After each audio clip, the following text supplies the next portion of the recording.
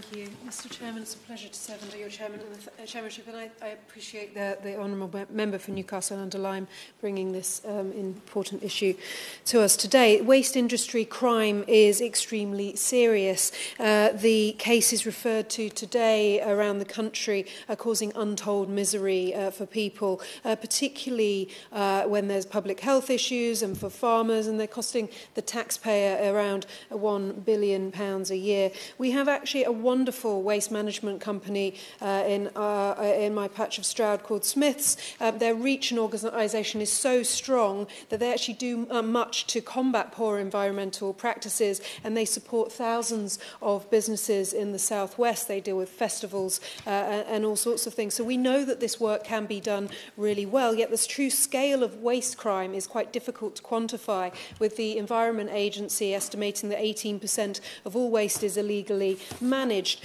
When we know that, and when we know that that amount is enough to fill Wembley Stadium with waste, we do want to see greater action and certainly greater enforcement. In Stroud, around 900 instances of fly tipping are cleared locally per annum. I've reported this myself, and Stroud District Council do a good job of responding and labelling and making sure they are pulling in the horrid waste dumping. But it shouldn't really fall for them. This is education. This is we need penalties.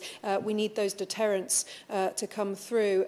The front page of our local papers, Stroud News and Journal, recently refers to an unlicensed waste collector causing additional difficulties, and I realise that this is happening for local authorities around the country. This one particular chap received a court fine of over £1,400 from Cheltenham magistrates, and I thank Stroud District Council and the police for dealing with this, but also to the papers for showing that there are court actions going ahead and people are being punished. And I want to thank my rural crime team, the police, for all that they do to help farmers. Farmers are often at the sharp end of dealing with horrible fly tipping, and they are already struggling for cash usually, and it's a very difficult thing for them to do so.